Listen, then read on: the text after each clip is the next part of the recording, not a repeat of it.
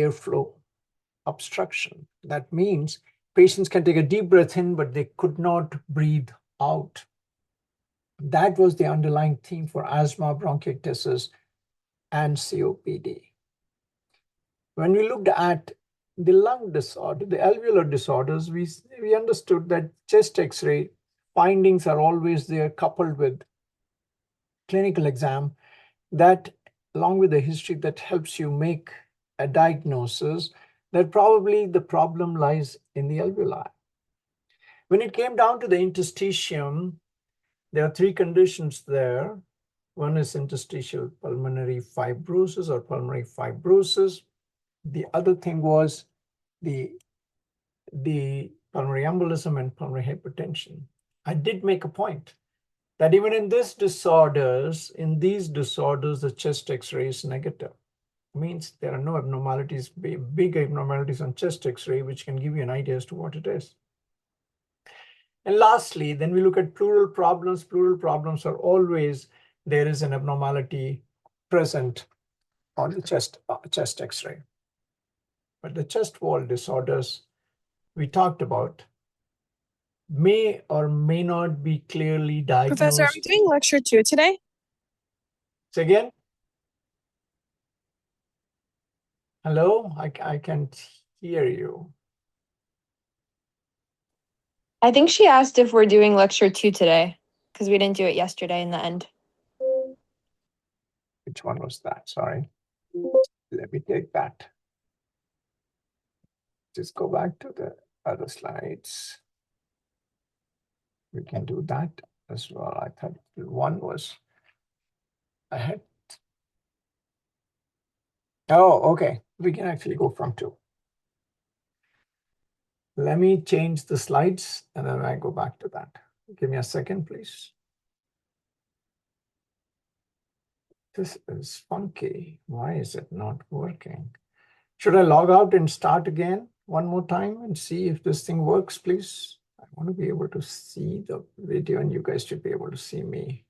Give me 1 second. Let me try to log in one more time, please.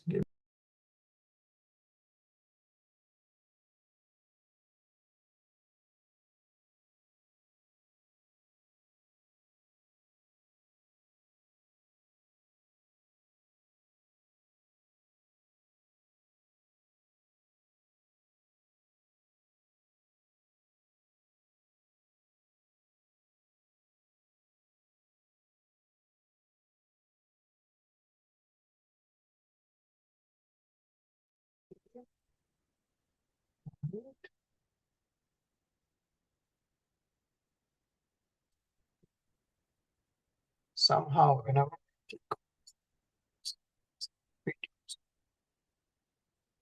will start video, fail to start video, please select another video camera of your setting. What the hell is that?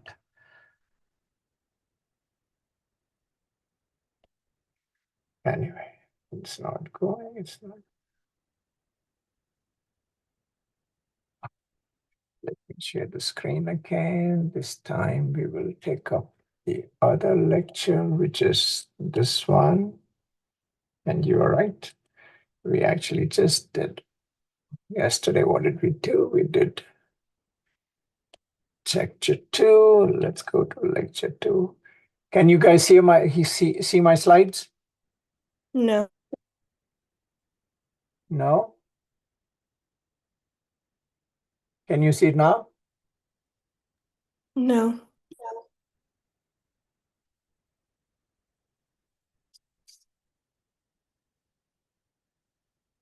Every now and then this thing happens and I have no clue. Zoom, zoom, sorry, zoom,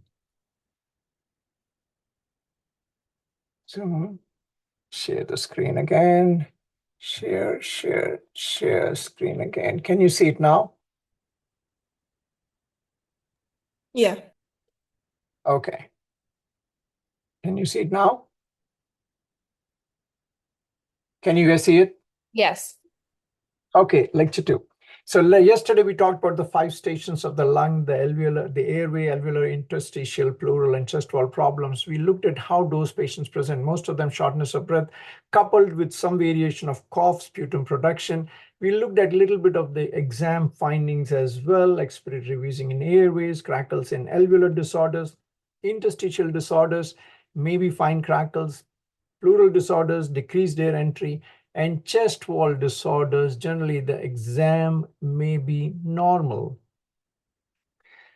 But the first 4 disorders, the airway disorders, alveolar disorders, interstitial and pleural disorders, resulted in hypoxemia, low PaO2. And we also looked at, as the disease progresses, there may be elevation in the CO2 as well. And you and I agreed that elevation of CO2 would be considered as not so favorable for the patient, i.e., it indicates advanced disorders of the airways, alveolar processes, interstitial and pleural processes, if the CO2 is elevated. On the other hand, chest wall problems, we agreed right away that the CO2 is elevated. In fact, this results in hypercarbic respiratory failure. Hypercarbic respiratory failure. For the first 4 disorders, the treatment underlying theme was to give oxygen and also to treat the underlying process, whether it's ammonia, antibiotics, asthma, inhalers, and things like that. We'll look into those details later. But for chest wall disorders where the CO2 is elevated, we needed to provide the patient with non-invasive ventilation. Non-invasive ventilation is this, a little machine like that, which basically has a mask on the face. As soon as you take a deep breath in, it senses and pushes a required tidal volume or a required airway pressures, depending on what settings you use, so that the lungs expand. And if the lungs expand, gas exchange will occur and patients will be able to exhale out their CO2 as well. So the treatment of chest wall disorders basically is dependent on non-invasive ventilation, and there are many variations of it. The most common variation is called as bilevel positive airway pressure. Bilevel positive airway pressure is BIPAP is what we call it. It's a type of non-invasive ventilation. So let's do a little bit more deep dive into this physiology before we go any further. At this point, I do want to go back to the gas exchange. Yesterday, we did an exercise. We understood that by the time air reaches the alveoli, the partial pressure of oxygen is anywhere between 95 and 104 millimeters of mercury. For today's discussion and going forward, these 4 words should be clear to everyone. I'm doing this because over the years I've done this lectures. I find kids confuse this all the time. So when I say partial pressure of CO2 in the arterial blood, it will be P small a CO2. When I talk about the partial pressure of CO2 in the alveolar gas area, I'll denote it as a large ACO2, PaCO2. Going forward, if I just say PaCO2, I'm talking about the partial pressure of CO2 in the blood. If I need to pinpoint partial pressure of CO2 in the alveolar gas, I would say it that way. I wouldn't say PaCO2. So with PaCO2 going forward, today's lecture means P small a CO2. At the same time, when I say PaO2, I mean the partial pressure of oxygen in the arterial blood. Unless and until I specifically say partial pressure of O2 in the alveolar gas, I will clear that And otherwise, if I say PaO2 during the lecture, I mean partial pressure of oxygen in the arterial blood. This should be easy and clear. Otherwise, I'll keep on saying arterial pressure of CO2 in arterial blood, partial pressure of CO2 in alveolar gas. That is too much and disruptive. Okay. With this in constant in mind, the gas exchange in the lungs occur at the alveolar level. Each alveoli is surrounded by capillaries, pulmonary capillaries, so that a gas exchange can occur.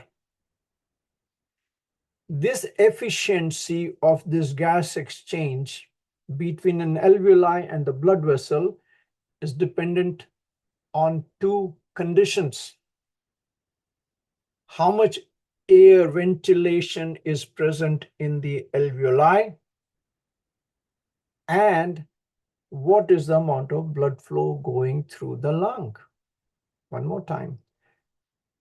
The gas exchange is dependent on how much air is present in the alveoli or how much oxygen is present in the alveoli, and what is the blood flow occurring in the capillaries. As you can see, each alveoli is bathing, is surrounded by the vessel capillary. So gas exchange is occurring. Anytime this gas exchange is impeded, we will either at hypoxemia, which is low PaO2, or ultimately hypercarbia, which is elevated PaCO2.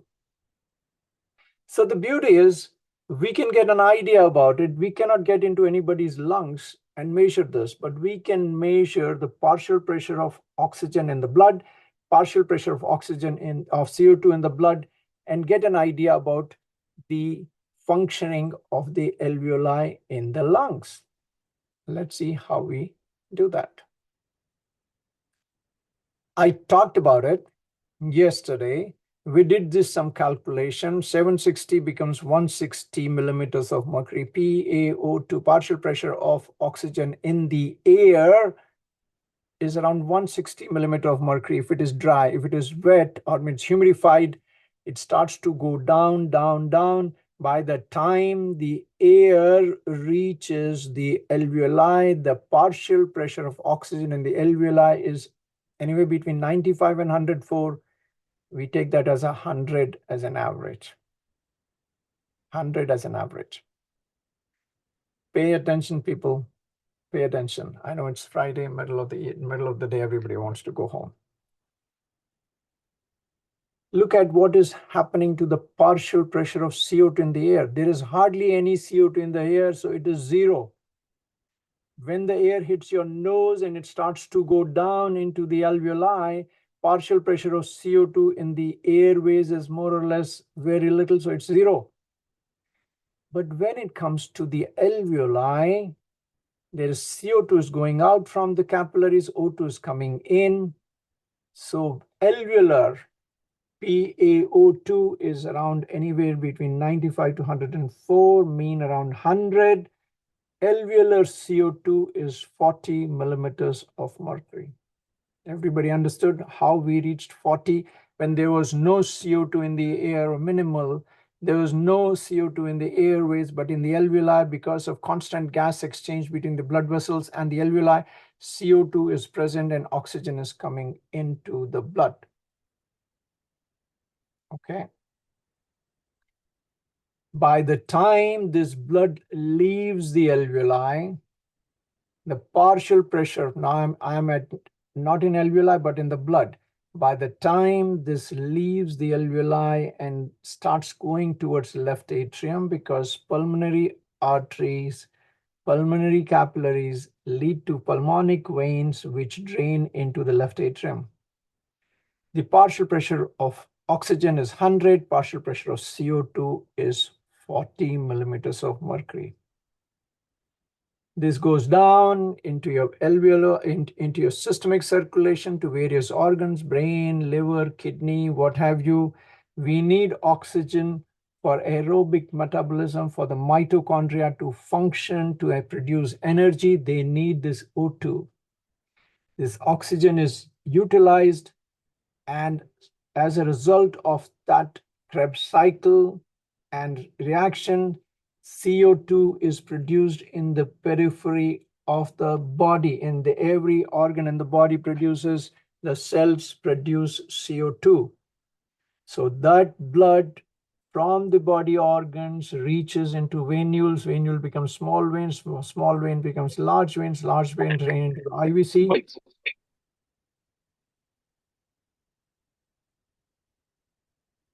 Can I continue, or there is a distraction? Silence means I can continue. The blood goes through the small veins, venules, large veins, IVC, and in the upper body into the SVC. It drains into the right atrium drains into the right ventricle drains into the pulmonary artery branches, subdivide, and it reaches the alveoli. When the time it is reaching the alveoli, the partial pressure of oxygen, of deoxygenated blood, is around 40 millimeters of mercury. Partial pressure of CO2 in the venous blood is around 46 or 47 millimeters of mercury. This cycle is occurring in all of us every second, every minute. Put that together because I feel it is so important. In the atmosphere, the partial pressure of oxygen is 159. There's hardly any partial pressure of CO2. Nitrogen is the biggest other gas in the air. If you put the partial pressures down, it is around 760 millimeters of mercury. By the time oxygen reaches the alveoli, it gets diluted, humidified, and so it becomes 104 millimeters of mercury. CO2 is present in the alveoli at 40 millimeters of mercury. Nitrogen partial pressure goes down. Partial pressure of water is 47. We remember the air gets humidified as it goes through the airways into the alveoli. The partial pressure of all this put together is still 760 millimeters of mercury. The point is, the total partial pressure will not change. The partial pressure of various gases will change. By the time it reaches the alveoli to arterial side, partial pressure of oxygen is 995 millimeters of mercury. 95, 100 and 405 becomes 95. 95. CO2 is the same. So people, point number one, the partial pressure of CO2 in the blood and the alveoli is always the same. Is always the same. Whatever is in the blood is that's present in the alveoli. And in the blood, as you can see, the PO2 maximum you can get is anywhere from 95 to 105. We give it 95. CO2 is around 40 in the oxygenated blood. Water vapor pressure is 47. Put that together with some other gases, it's around 70 millimeters, 760 millimeters of mercury. The venous side, once it has gone through the end organs, when the blood is released back into the veins after you have used up the oxygen for aerobic metabolism, the partial pressure of oxygen is 40, partial pressure of CO2 is 46. Nitrogen is still the same, partial pressure of water vapor is the same. There are slight other changes as well. That is why total venous partial pressure is 700 plus something else. More or less the total pressure of the gases, whether it's in the envira, in the atmosphere, in the alveoli, in the arterial tree, in the venous tree, is more or less the same. But oxygen goes down from 159 in the air to 104 to 95 in the alveoli to 95 in the arterial blood, oxygenated arterial blood, and the venous blood is 40 millimeters of mercury. CO2, there's hardly any CO2 in the atmosphere. In the alveoli, it is 40 millimeters of mercury. Arterial side is 40 millimeters of mercury, but by the time the gas exchanges occur and blood gas comes back from the organs to the right atrium, the venous pressure is of CO2 is 46 millimeters of mercury. It's fair to say all of us are cycling between PO2 of 100 to 40 and PCO2 of 40 to 46. in between taking gas exchange to occur. Okay, continuing the same concept. This is the lung. Alveoli PO2 105, 104, and 40 is the PCO2. So when the the blood vessel comes along with the alveoli, gas exchange occurs, and this blood is now going to the left atrium to be distributed to the rest of the body. The PaO2 is 100 or 95, PCO2 is 40. It goes to the rest of the systemic circulation in the body. Your cells take up the oxygen and produce CO2 by the time the blood leaves the organs and is dropped into the venous circulation. PaO2 is 40, PCO2 is 46. Blood reaches through the IVC and SVC into right atrium drains into right ventricle drains into the pulmonary artery takes it to the lung, and this gas exchange is occurring. Now, as you see, we have a different partial pressures of PaO2 and PCO2, 105 to 40 for the PaO2 and 40 to 46 for the PCO2. It is because CO2 is 20 times more soluble than oxygen in the blood. So we don't need large amount of pressure difference for the oxygen, for CO2 to move in and out of the blood when it reaches the alveoli. That brings me to the point of what is called as alveolar arterial gradient, and most students confuse this all the time. At one point, I'm saying the alveolar oxygen is 104. Alveolar oxygen is 104. So why does it become, and this is an excellent gas exchange system, when CO2 can be equivalent 40 and 40 on both the sides, why does the PaO2 is less? This difference between the alveolar and arterial gas is called as alveolar arterial gradient. Alveolar arterial gradient. Normally, this is anywhere between 5 to 15 millimeters of mercury. This does become wider as we age. There are many ways to look at it. This is one formula looking at age plus 10 divided by 4. But normal alveolar arterial gradient is 5 to 15. But also, you now understood that once there is hypoxemia, damage to the lung, airway disorders, alveolar disorders, interstitial pleural disorders, there is hypoxemia. And I did say, when the PaO2 means partial pressure of oxygen in the blood goes down, the alveolar arterial gradient increases.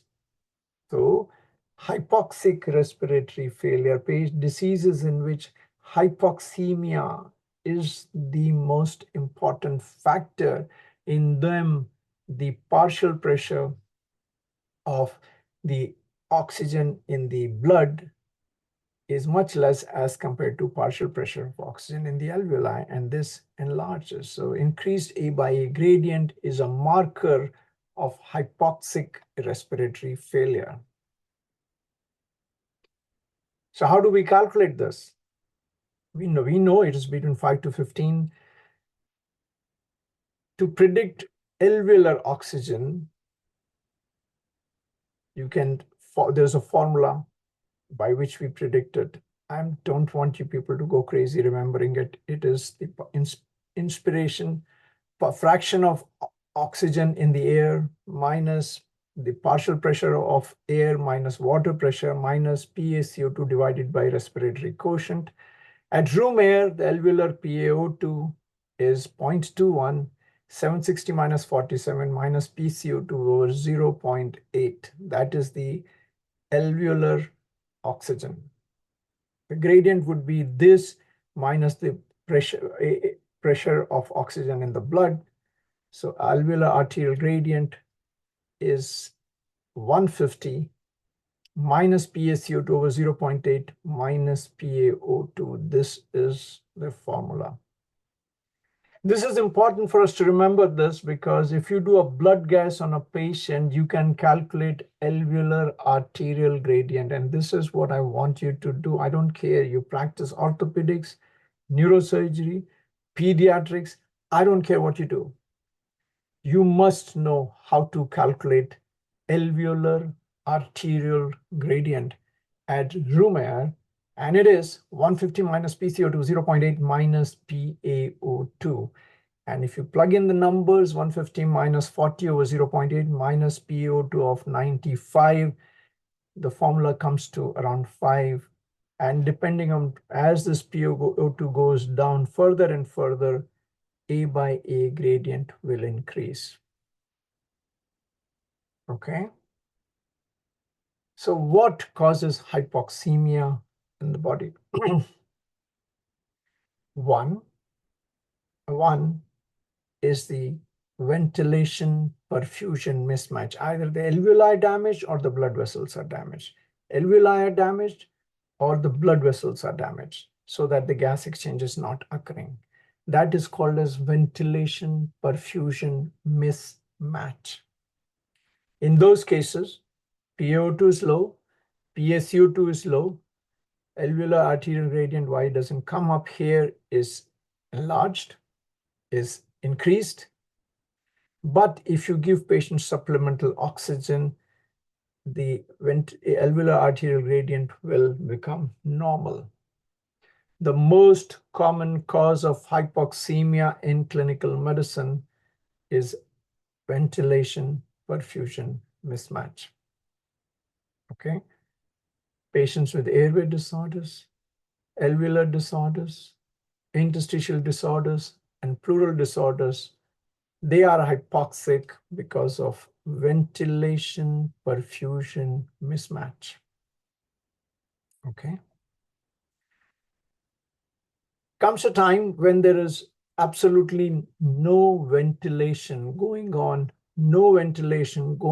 into an alveoli, but the blood is still passing through the alveoli. That would be called as an absolute shunt. In those cases, PO2 is decreased, PaCO2 is decreased, A by A gradient is increased, and on giving supplemental oxygen, alveolar arterial gradient will not normalize. The third cause of hypoxemia is called as diffusion impairment. Diffusion impairment, that's seen specifically in patients with interstitial lung disease. In those patients, PaO2 at rest is normal, but with exercises it decreases. So at rest, the ABGs are normal PaO2, normal PCO2, normal pH, but on exercise, their oxygen levels are low. At exercise, the A by A gradient increases.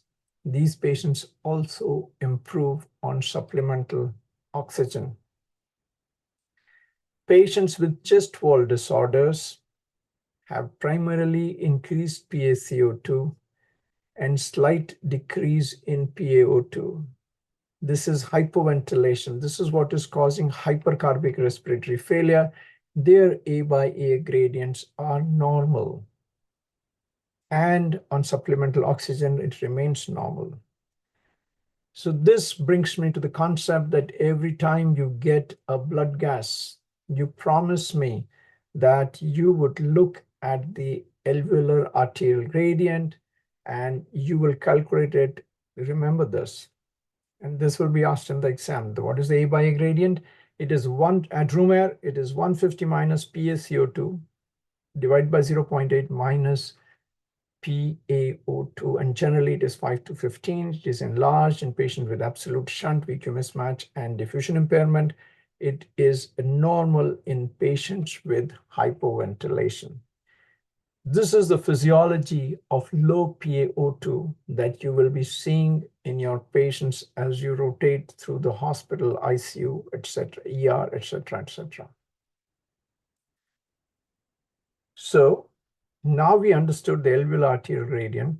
How is the oxygen, once it gets into the blood, how is it transported by the RBC to the end organs, to the kidneys, to the liver, to the GI tract, and what have you? In general, 5 mils of oxygen is delivered by 100 ml of blood from lungs to the tissue. Most of the oxygen in the blood is bound to hemoglobin. Most of the oxygen in the blood is bound to hemoglobin. Only 3% is dissolved in the plasma. The partial pressure of oxygen is from 3% dissolved oxygen. The bound form of oxygen to the hemoglobin does not contribute to the partial pressure of oxygen. This is there just for this. Hemoglobin binds the oxygen in the alveoli, after it comes out from the alveoli into the blood, and it carries it. The oxygen is carried bound to hemoglobin to the rest of the body. When it reaches the end organ area, it releases that oxygen. It releases that oxygen and allows that oxygen to be used by these cells. How does that occur? We'll look at it in a minute. So partial pressure of oxygen is from the dissolved oxygen, not from the bound form of oxygen to the hemoglobin. What about the carbon dioxide? Generally, in general, 4 mils of CO2 is carried by around 100 mils of blood if you have normal hemoglobin from the tissues back to the lungs. How is oxygen carried? Only 7% of it is dissolved. Most of it, 1/3 of it, is bound to the hemoglobin and other proteins. Most of it is carried as bicarbonate ion. So difference how these two are carried into the blood. Oxygen, 97% bound to hemoglobin, 3% dissolved in the plasma. CO2, only 7% dissolved in the plasma, 25% bound to hemoglobin. The rest is transported back as a bicarbonate. Two different ways of carrying it. This brings me to the point, and I showed this slides in my first lecture, and I told you to look at it before you come for my second lecture. Here on the AO2, on this y-axis, people, it is the alveolar oxygen. Please, students make it confusing all the time. This is not in the blood. This is the alveolar oxygen. It is 120 millimeters, 180, 60, 40. On the y-axis is the respiratory rate. Wake up, people. It's 12 o'clock. Please wake up, everyone. Pay attention. I can't see the students. I don't know why. Does not matter. I don't know why I can't see the students. See what happens. Anytime the alveolar oxygen pressure, I'm talking about the alveolar, not blood, people. Alveolar oxygen pressure goes less than 60 millimeters of mercury, the respiratory rate increases tremendously. So 60 millimeters of mercury is the cutoff point, the lowest point that patients don't feel too much. More than that, immediately they start feeling hypoxemia, the brain is stimulated, the respiratory rate increases. Anytime your patient's PaO2 is less than 60, they are in deep trouble. Anytime the PaO2 is above 60, they're kind of A-okay. The best would be the normal PA pressures. PaO2 should be around 104 or 95 to 104. Anytime the alveolar pressure of oxygen is less than 60, we are in deep trouble. And that's what I talked about when I showed you the graph of initially patients becoming worse, a little tachycardia, to a little tachypnea. So they keep increasing the respiratory rate to maintain PaO2 above 60. Anytime it is less than that, the patient needs to breathe much, much faster to maintain their PaO2. And at some kind of time, they will fail and get tired out and CO2. And this will continue to be more and less and less. PaO2 less than 60 is the definition, people, of hypoxic respiratory failure. Pressure of oxygen in the blood less than 60. Now I'm talking blood. Anytime there's partial pressure of oxygen less than 60 millimeters of mercury in the blood, patients have hypoxic respiratory failure. From 95 to 60, we can go down with the disease process. We are able to deal with it with minimal respiratory changes. But beyond that, we need to increase our respiratory rate tremendously. And that is why PaO2, now partial pressure of oxygen in the blood less than 60, is considered as a definition of hypoxic respiratory failure. I cannot keep saying this multiple times. Okay. Let's look at the diffusion a little bit more closely in the alveoli. We've been talking about this 104 alveoli, 40 PCO2. Here it is 40 of PaO2, it is 46 of PCO2. By the time it reaches here, it is 95 of PaO2 and 40 of PCO2. This is hypothetically RBCs are transferring through the blood capillary, which is next to an alveoli in the lung. Most of the oxygenation, by the time the RBCs reaches 1/3 of the alveoli here, it is fully oxygenated. The 40 becomes 100 or 95, just here. So the oxygenation takes much faster. But if you look at the CO2, the partial pressure of CO2 goes down from 46 to 40 even earlier than that. So when the oxygen is increasing and gas exchange is occurring, these RBCs are getting saturated by the oxygen molecules. And you know, each hemoglobin molecules can accept up to 4 molecules of oxygen to transfer.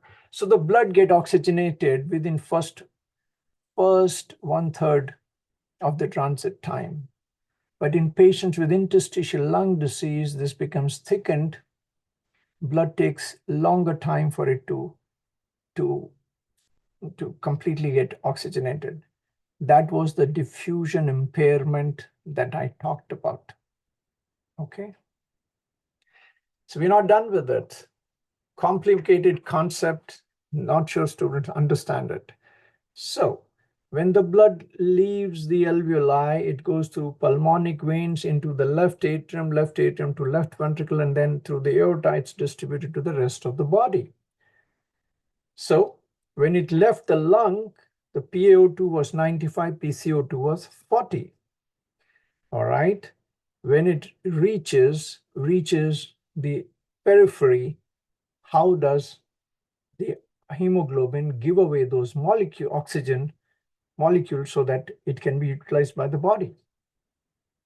If we plot hemoglobin oxygen saturation, this is the hemoglobin, how much of hemoglobin percentage is bound to the oxygen, and partial pressure of PaO2. This curve is not a straight line, it's a sigmoidal curve. It's a sigmoidal curve. Okay. By the time this saturation and partial pressure, more oxygen is being bound, more PaO2 with the PaO2, as you can see, it's a linear curve till 60 millimeters of mercury. Beyond that 60 to 100, the oxygen saturation to hemoglobin is constant. So saturation of hemoglobin with oxygen more than 90% occurs at PaO2 in the blood above 60. Remember, I said up to 60 and beyond, up to 60 millimeters of mercury and beyond, your hemoglobin is 90% saturated. That's why we don't feel it's too much. Anytime PaO2 becomes less than 60, we see the percentage of oxygen bound to hemoglobin goes down. Less and less oxygen is bound to the hemoglobin, so less and less of it is communicated to the periphery, and this is what is causing hypoxemia, your dyspnea, your hunger to breathe. That is why the nurses, the doctors, the ER physicians, everybody will tell you, as long as the pulse oxygen saturation is more than 90%, we are generally fine. Patients are going to be okay. Anytime oxygen saturation in the blood is less than 90%, your patient has less oxygen available to transport to the end organs, and that contributes to hypoxemia. Okay. Once the RBC bound to the hemoglobin reaches the end organ, reaches these cells in the liver or kidney or whatever, it's not going to give away the oxygen so easily. Why does it decouples at the periphery? Remember, at the periphery, the CO2 levels are elevated to 46 millimeters of mercury. In the evidence of high CO2, the oxygen bound to the hemoglobin becomes unstable and it releases it. This is something called as Bohr's effect, BOHR's effect. But high CO2, elevated CO2 present in the periphery allows for the dissociation of oxygen from the hemoglobin. Same thing also allows, as soon as the oxygen dissociates from the hemoglobin, the CO2 gets bound to the hemoglobin. I remember I said 23% of CO2 is bound to hemoglobin so that it can be transported back.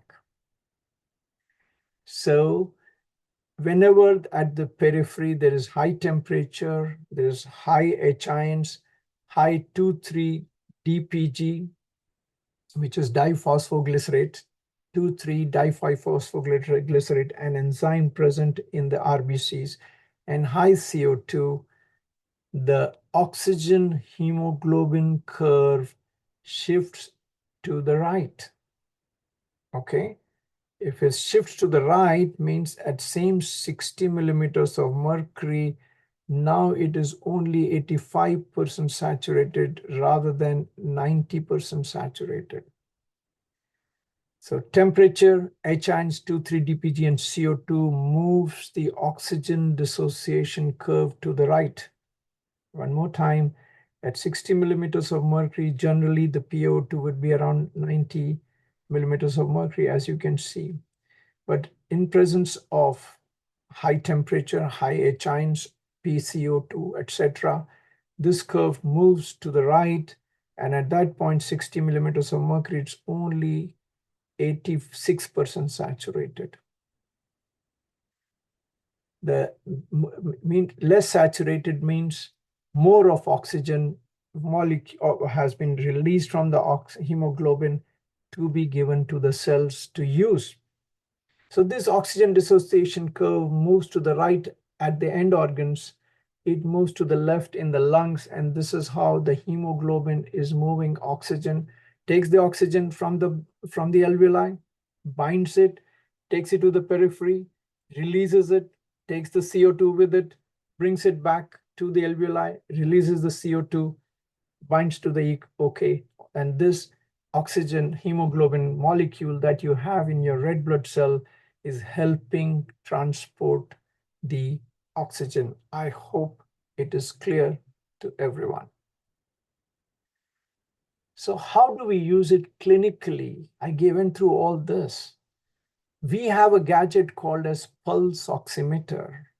Pulse oximeter is telling you how much oxygen is bound to the hemoglobin. What percentage of the hemoglobin is oxygenated? If it is more than 90%, we are fine. And that is equivalent to anything more 60 or higher millimeters of mercury. That is why we don't poking people and doing blood gases every minute, because we can look at the pulse oxygen meter. If it is above 90%, you can tell the patient's PaO2 in the body is more than 60. I hope it's clear.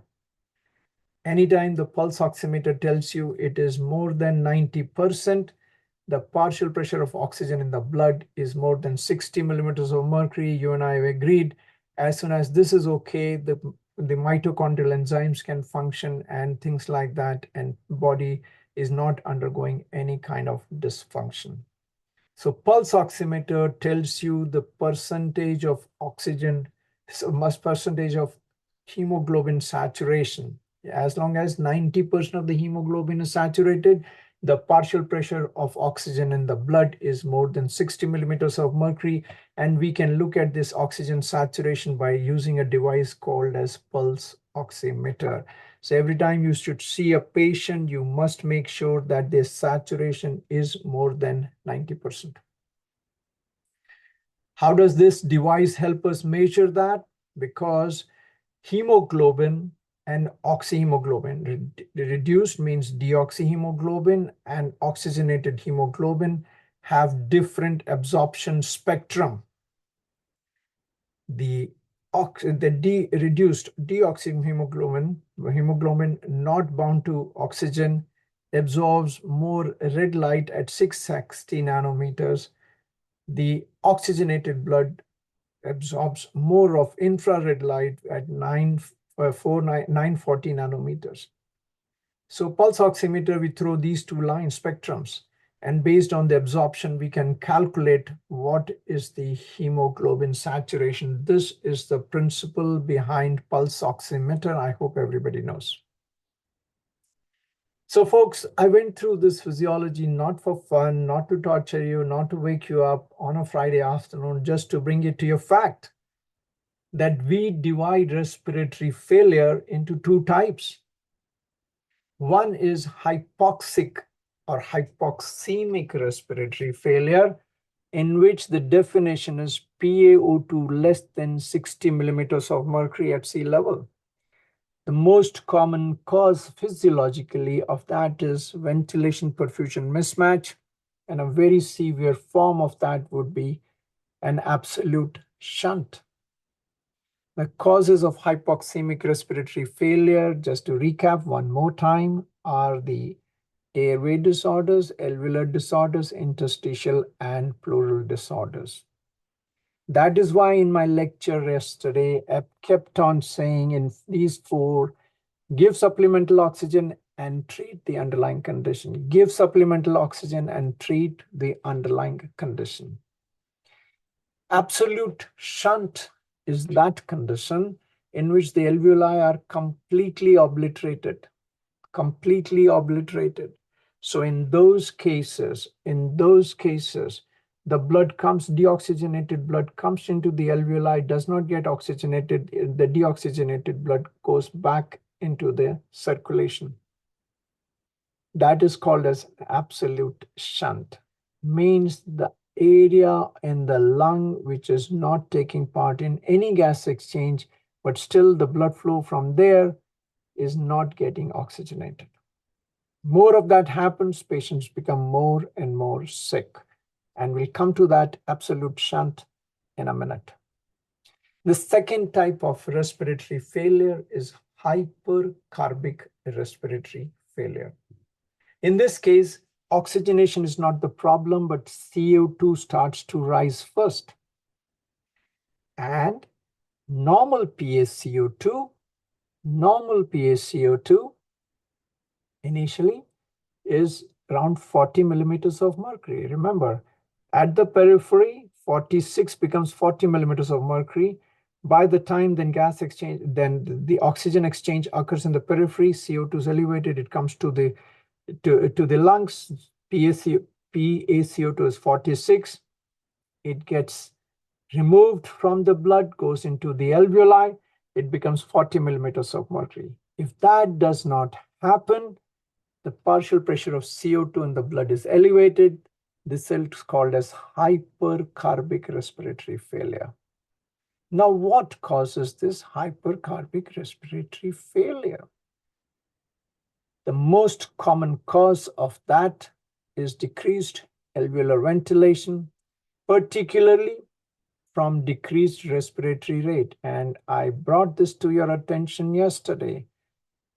Respiratory disorders, spinal cord disorders, motor neuron disorders, nerves disorders, neuromuscular junction disorders, and muscle disorders will all result in elevated CO2. The second cause of that, I also pointed out yesterday in a subtle way, that patients who have very severe COPD, very severe asthma, very severe bronchiectasis, very severe pneumonia may also have rising CO2.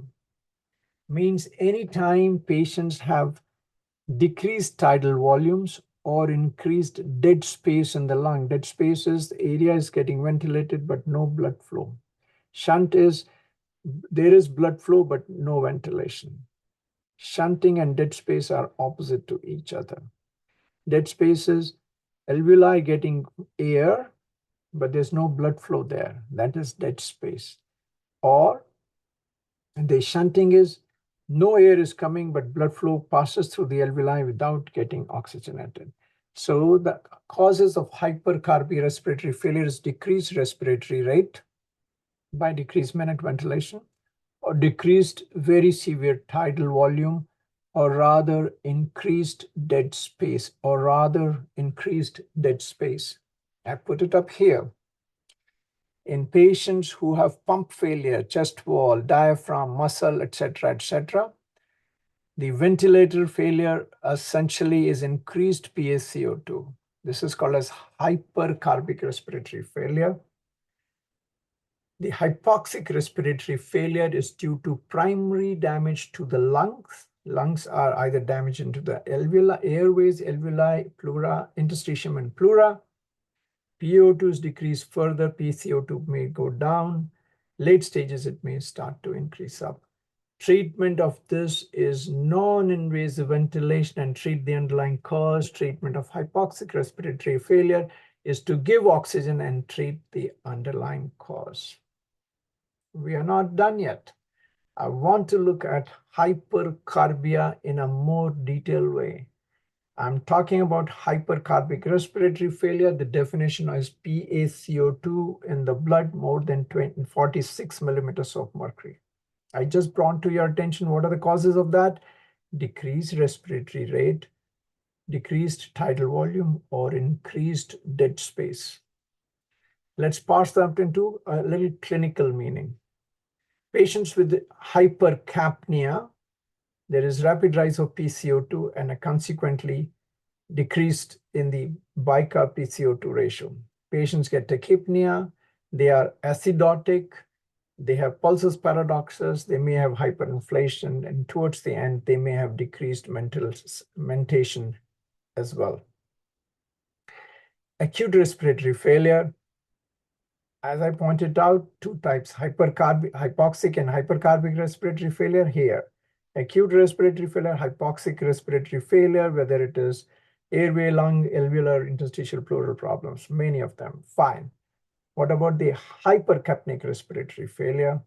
Decreased action of the pump. Pump is your chest wall. Pump is your chest wall and the diaphragm. Decreased diaphragm or chest wall function due to brain function, spinal cord function, nervous function, etc., etc. CNS depression, brain injury, spinal cord, neuropathy, neuromuscular junction myopathy, and kyphoscoliosis. This is the decreased muscle respiratory pump.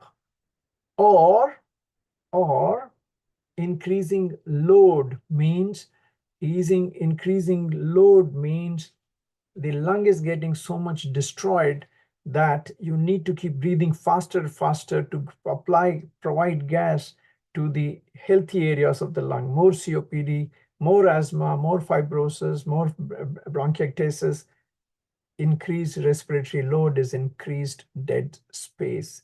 Increased respiratory load is increased dead space. Okay. To wrap it up, PaCO2 in the body is a function of how much CO2 is produced in the body, which is generally constant in all of us. It's inversely proportional to your alveolar ventilation. Alveolar ventilation is tidal volume multiplied by your respiratory rate. Tidal volume multiplied by your respiratory failure. PaCO2, CO2 produced a constant divided by the alveolar volume. Okay. Let's define this alveolar volume a little bit more. The alveolar volume is the volume in the alveoli. If you look at, you take a deep breath in, there's some air is left in the airways and then some air is in the alveoli. The air in the airways do not take part in gas exchange. Only the alveolar air takes part in gas exchange.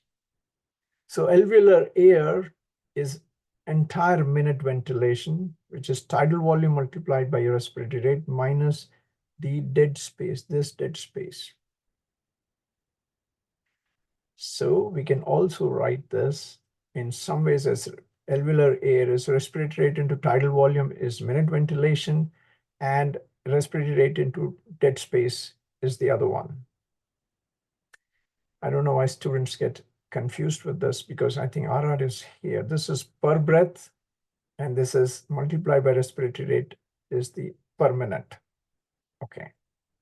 Minute ventilation, alveolar ventilation, dead space ventilation. Minute ventilation is the air in the alveoli, dead space is the air in the airways, trachea and bronchus, which doesn't get part in gas exchange.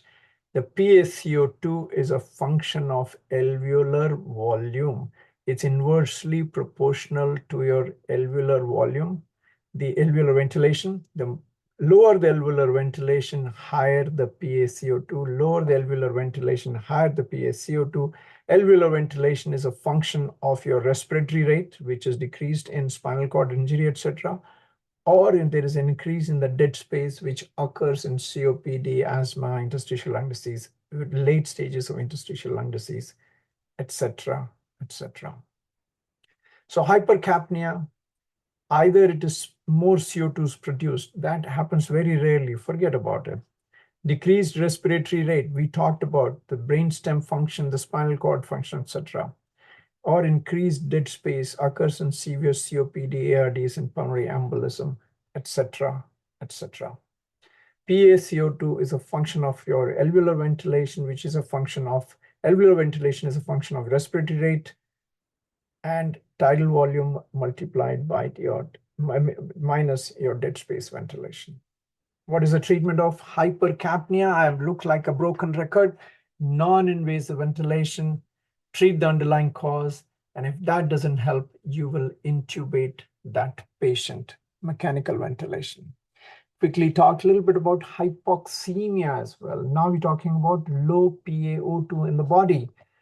Means partial pressure less than 60 millimeters of mercury. Again, patients will have tachypnea, little alkalemia, increased pulses, paradoxus, cyanosis, agitation, etc.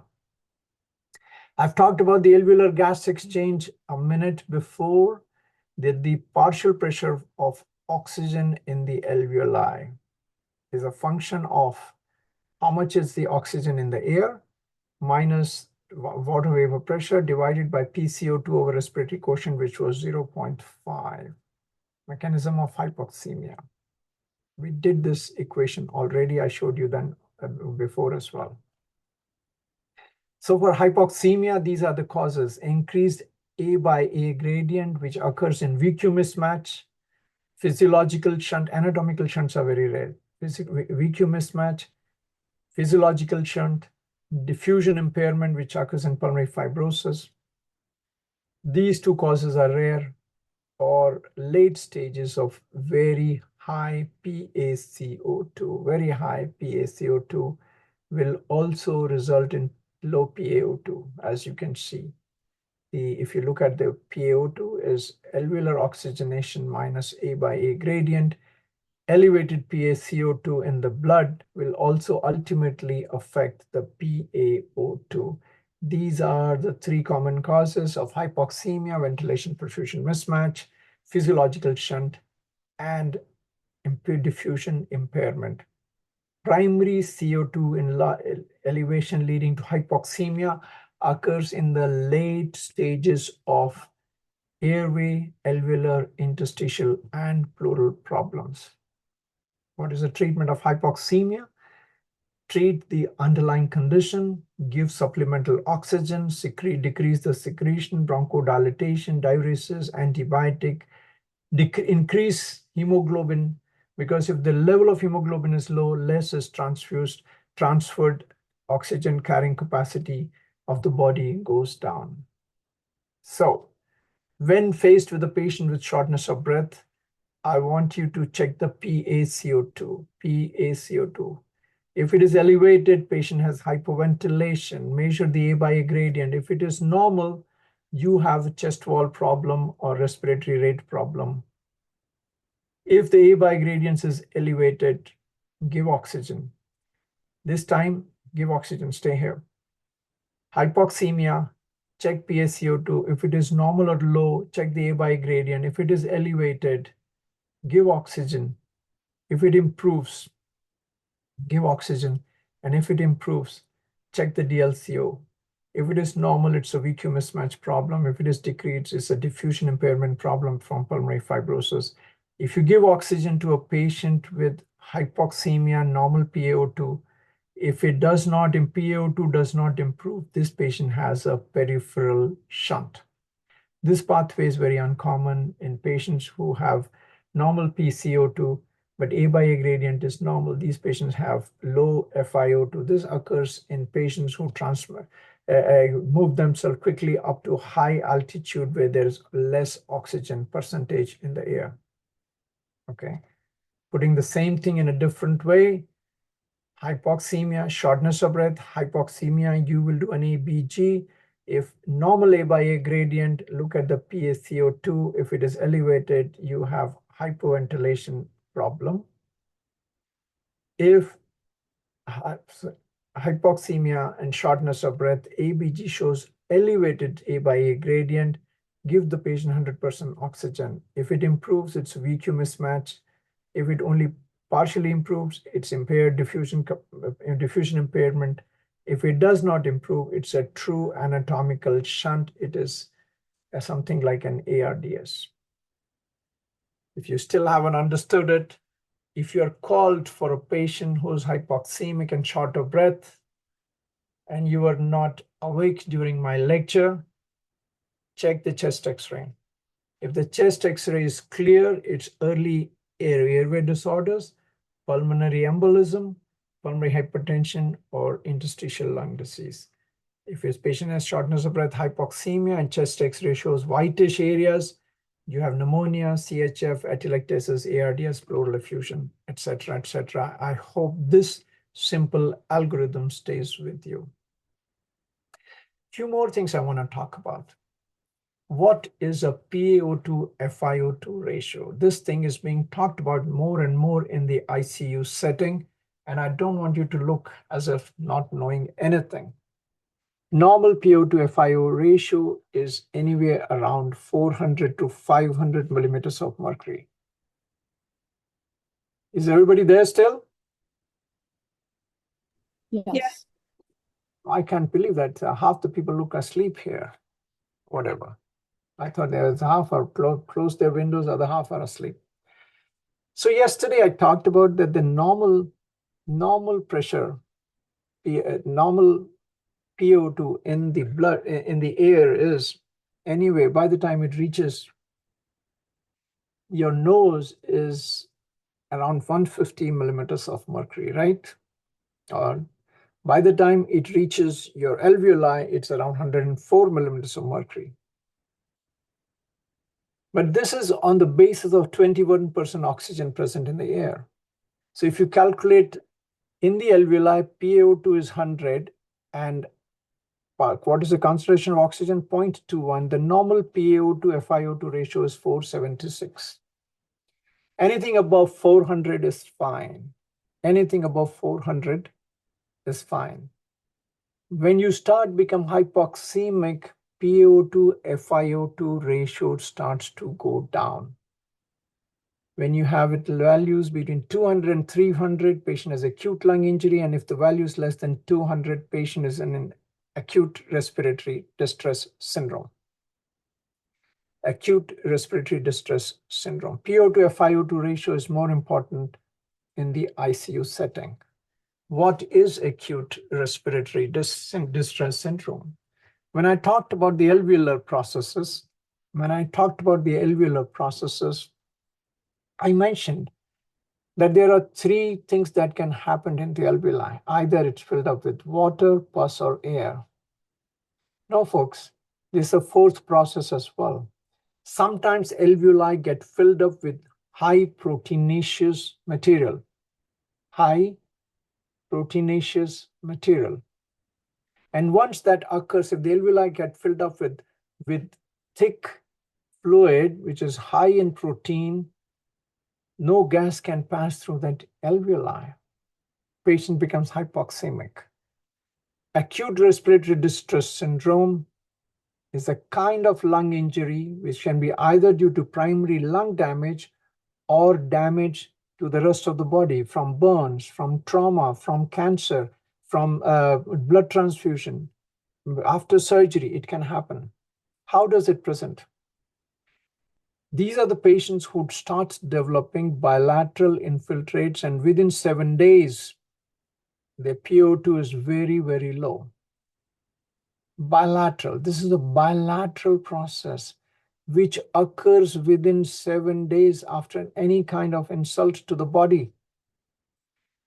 And the PaO2 FiO2 ratio is less than 200 in mild cases, 200, 300 mild cases, less than 100 to 200 in moderate cases, and less than 100 in severe cases. This is bilateral alveolar filling defects which occur within 1 week. Patients more and more hypoxic, as this is one of my patients, you can see bilateral opacities. If you do the CAT scan of these patients, they have patchy opacities in the lung, whitish areas here, here, and here. So the definition of acute respiratory distress syndrome is the Berlin definition. Bilateral opacities which are progressive in nature and occur within 1 week. It's not a process which takes 10 days, 15 days, 1 month. It occurs within 7 days. Patient is fine, breathing, eating, everything, doing fine. And within 7 days, he is intubated. Very strong statement. Patient has bilateral opacities. Now you can say, doctor, this can be from congestive heart failure as well. That is why the definition of Berlin's criteria, definition of ARDS require we rule out CHF based on an echocardiogram.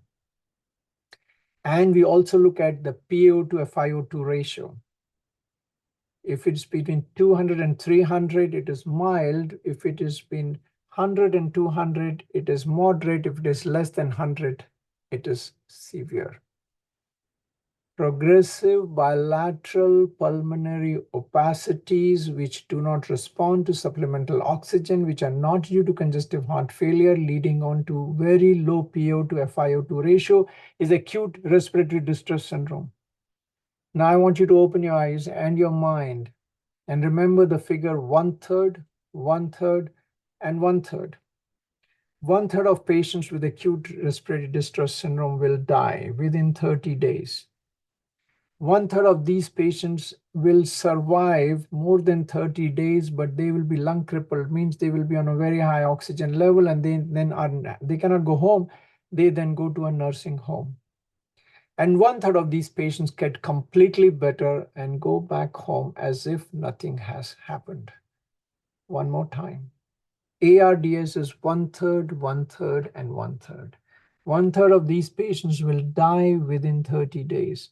1/3 of these patients will survive more than 30 days, but would be requiring very high level of oxygen. And 1/3 of these patients will recover completely, will go home as if nothing has happened. So it's fair to say that 2/3 of patients with ARDS have a significant difficult course. Either they die or they are on high oxygen and they are no more functional members of the society. Very dreaded disease. Just for your knowledge, the most common cause of death in the ICU is sepsis-related ARDS. Most common cause of death in ICU is sepsis-related ARDS. Most common cause of ARDS in this country is sepsis, infection-related end organ damage. That is why it's important to know about ARDS. ARDS you will see when you go through the ICU setting. What causes this kind of injury? Just a cartoon here. This is an alveoli. This is the normal looking alveoli on the left side, and a blood vessel, RBCs are going through, gas exchanges occurring. In patients with the ARDS, the alveoli are damaged. The alveoli are damaged, but they release a substance which is thick proteinaceous material which fill up the alveoli completely so that no gas exchange can occur. If that is what the alveoli is, the blood will come, it will not get oxygenated and will go away. So this becomes a physiological shunt. And that is what happens in ARDS. Initial stage is an exudative stage and proliferated, and some patients go into fibrotic stages, well, those who become lung cripples. All right. Mortality is very high in these patients. This is one of my own patients. As you can see, initially absolutely fine. I was admitted with a little bit of gallbladder injury, cholecystitis, nothing going on. Second day, starts to feel short of breath. Third day, oh my God, starts to become hypoxic. Fifth day, entire lungs are full. Patient is in ARDS. Didn't expect that, but it went away. Look at the CAT scan. Initial CAT scan, and then down the line. Initially, if you look at it, the CAT scan looks only partially involved some areas. Then everything looks white, and now the patient is intubated. More and more of this is white, means entire damage. There is no specific lab diagnosis of ARDS. It's a clinical diagnosis, bilateral patchy opacities, progressive in nature, which establish them within 7 days. Secondary to either lung insult like pneumonia, etc., or outside the lung like burns, sepsis, infection, trauma, medications, malignancies, etc. Progressive hypoxemia, PaO2, FiO2 ratio less than 200. Ultimately, within a week, establishing itself like this, the patient needs to be intubated and with high mortality. So what is the treatment? We ventilate them, give them high positive end expiratory pressure. We give them neuromuscular blockade, means if you give them medicines for neuromuscular muscles to relax, they will require less oxygen. Prone positioning, if helps. Now, if you remember during COVID, patients being put into prone, that helps. Inhaled pulmonary vasodilators may help. Extracorporeal membrane oxygenation, basically like a lung dialysis machine, which does the functioning of the lung so that these lungs can rest, and see if patients can improve. What are the other management strategies for ARDS? Identify and treat the underlying cause. Treat the sepsis. Give them patient initially high oxygen, then high BiPAP, and if the need be, intubate. Replace IV fluids so that the patients keep them euvolemic. Adequate nutrition, vasopressors to keep the cardiac output, blood transfusion to keep the hemoglobin more than 7. Use of steroids in late stages, questionable though, but we use it. And in severe cases, mechanical ventilations. I also put up prone positioning here somewhere. Mild ARDS you can treat with supplemental oxygen. Severe ARDS will require mechanical ventilation, prevent complications, etc., etc. When ventilation strategies, the tidal volume that is given on the ventilation has to be strictly, and please wake up strictly, it comes in the exam, is low tidal volume of 6 cc ideal body weight. Keep something called as plateau pressure less than 30, driving pressure less than 15. One more time, the tidal volume should be 6 cc ideal body weight, plateau pressure less than 30, driving pressure less than 15 millimeters of mercury. We also give positive end expiratory pressure. Sometimes we'll use extracorporeal membrane oxygenation, prone positioning, etc., etc. are some of the ventilatory techniques that we use for our patients. I've taken you on a whirlwind journey of what hypoxemia, hypercarbia, respiratory failure looks like.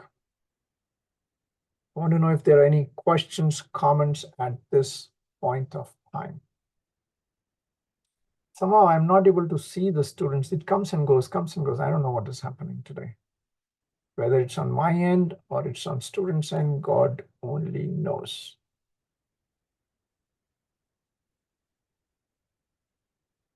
Any questions, people, at this point of time? We have covered the physiology of the lung, because I am going to go back to this physiology time and again as we discuss disease processes. Any questions at this point?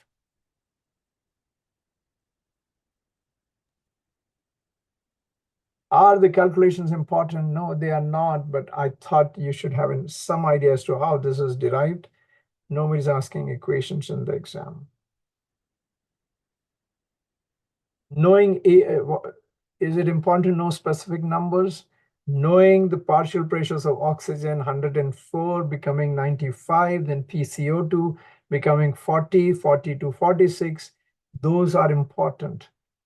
Knowing how to calculate A by A gradient is very important, and every clinician should know, because we do this on a day-to-day basis. You should know that as well. How to calculate the A by A gradient? 150 minus PCO2, 0.8 minus PaO2.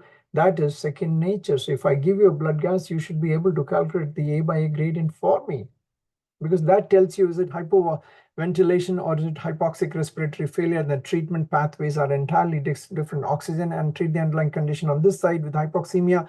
BiPAP or non-invasive ventilation, treat the underlying cause on the other side. Looking at ARDS, it causes severe elevation in A by A gradient and damage and definition and sepsis as the commonest cause, and with high mortality, and using ventilation with a low tidal volume strategies are all fair game, and people should know it. Not knowing respiratory failure and its type is unconscionable, people. Everybody should know it. And I want you to leave with these thoughts today, that these two chapters that I've talked about form the basis for us to look at pulmonary disorders a little bit more closely. We haven't just started exploring it. I know this is being taught in a different way than what other people have taught, but my way of looking at disease processes and understanding them is very different, and teaching them is very different than others. I do want to make sure that you guys understand everything aspect of it. Even if you are left alone in the ER, at least you have some idea as to what you are doing with your patients. Anyway, any questions at this point of time, people? I want you people to go through these two lectures. Next time I'll meet, we'll do lecture 3 and 4th, and I don't know when is the next lecture. Does anybody know when is the next lecture?